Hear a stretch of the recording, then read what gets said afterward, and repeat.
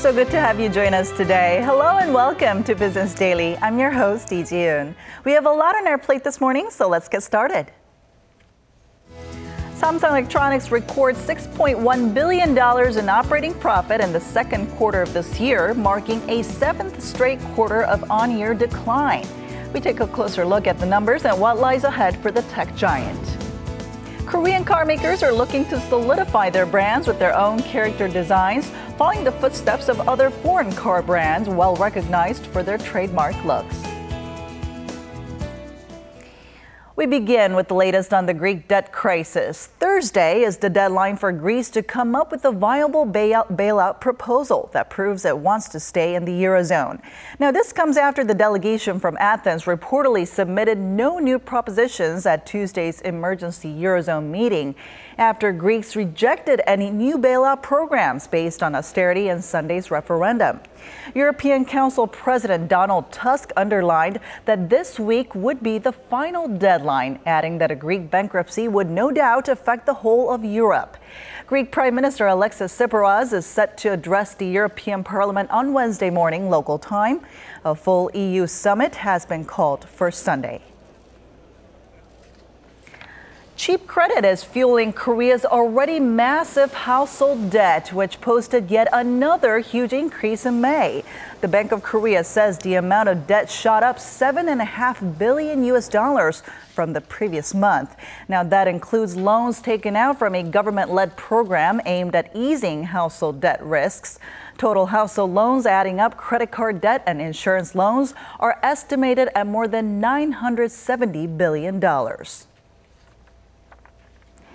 Over 8 out of 10 people here in Korea own a smartphone, placing the country at fourth place in terms of global rankings. According to KT Economics and Management Research Center, Korea's smartphone penetration rate as of March was 83%, with the United Arab Emirates topping the list at 91%, followed by Singapore and Saudi Arabia. But Korea's margin of increase in ownership was under 5 percentage points on year, compared to some other markets which have seen an average growth of 10 to 20 percentage points. When you look at a certain car, sometimes you can tell right off the bat what brand it is just from its distinctive design. Creating that standout trait, or the brand's trademark DNA, is what Korean automakers are now after to solidify their position in the market. Our Lee Ju-young tells us more. Volkswagen is perhaps most well known for its classic hatchback models. It has earned this reputation thanks to the long-standing design it has held onto for years, spanning from its first-generation car in 1974 to its latest vehicles.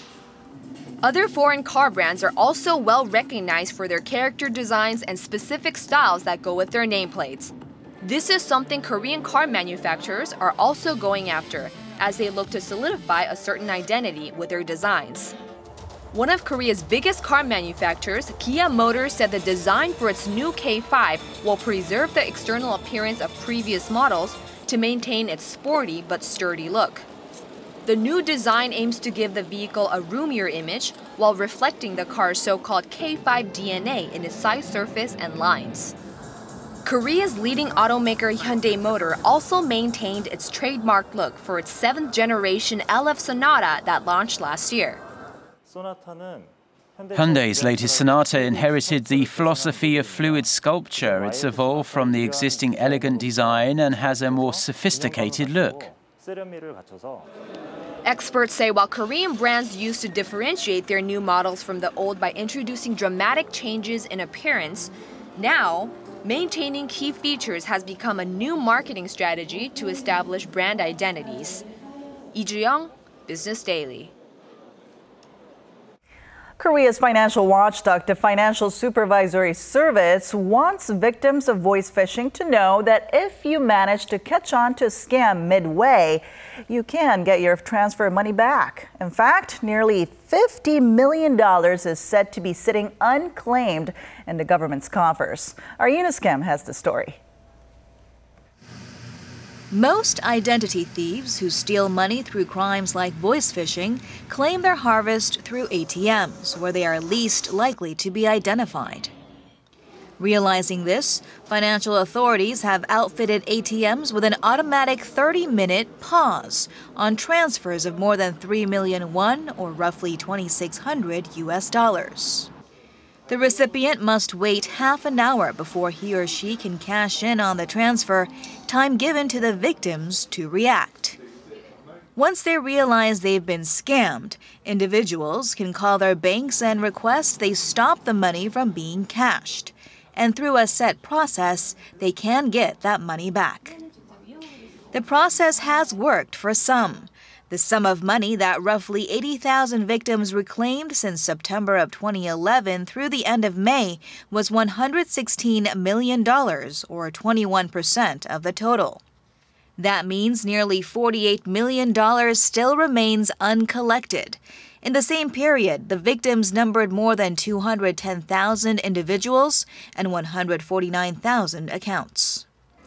And Korea's financial watchdog wants the stopped cash to return to their owners, adding that the money can be reclaimed within 3 months if the said victim can provide a police report. The Financial Supervisory Service said it will continue to inform victims of their rights through phone and mail through next month. Eunice Kim, Business Daily.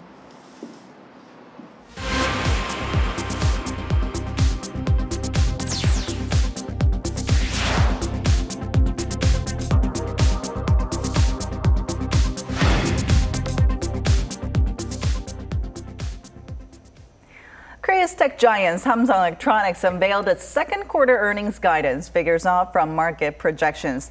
And despite earlier medium forecasts that put figures closer to $7 billion, its new smartphones weren't enough to lure customers from its rivals to give it the significant bump that it needed.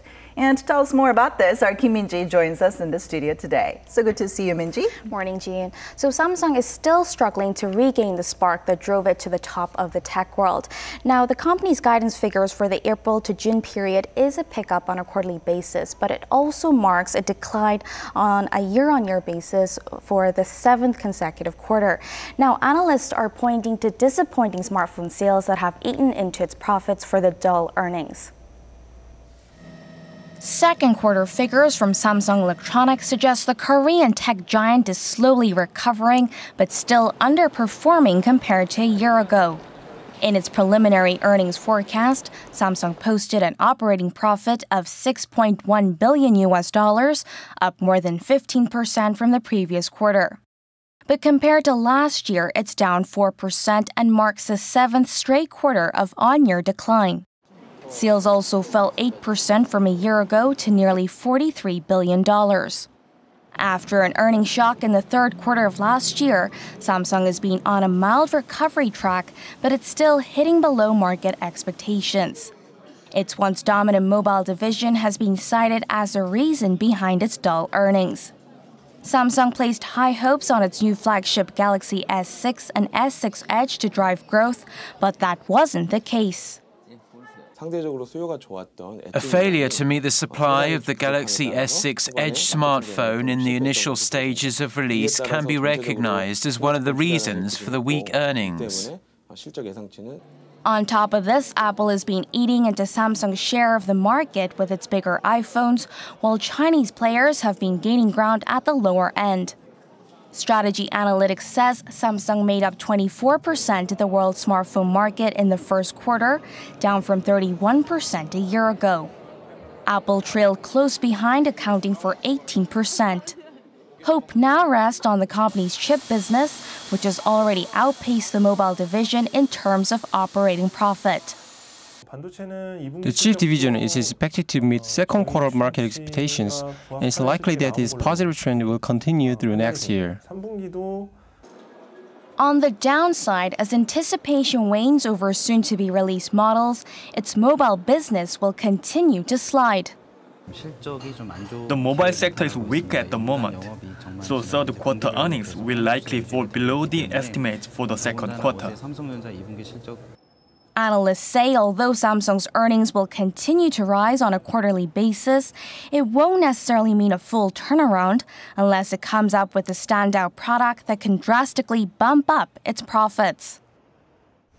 So Minji, I guess the quarterly gains don't exactly mean that the company is actually doing well. And there was a mention of prospects for the mobile division in your report. Can you tell us a little bit about that? Well, analysts say there's no chances of things picking up just yet. Now, this is because Samsung has already done pretty much all it can do to its new models. So its soon-to-be released models aren't necessarily going to be game changers either.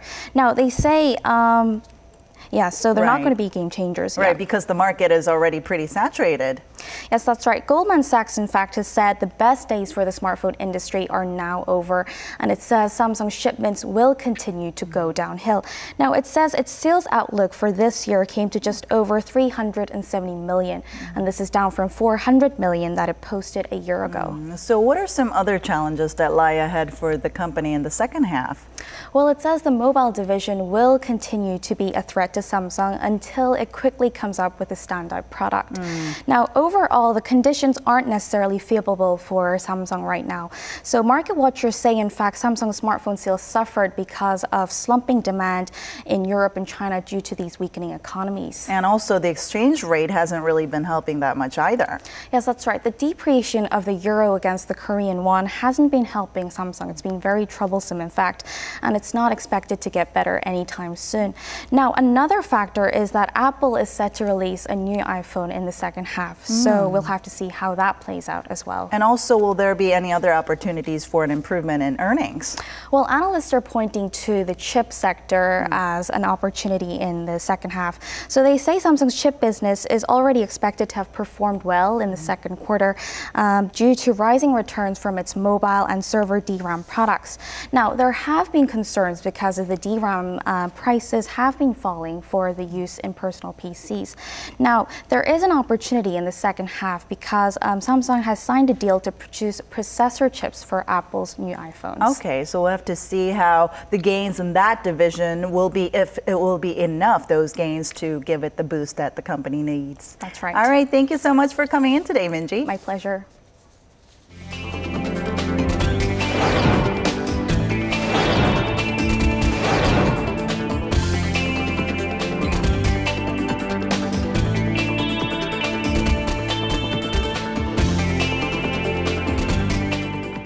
And that brings us to the end of today's edition of Business Daily. Thank you so much for watching today, and we'll be back tomorrow at the same time. Thank you. Bye-bye.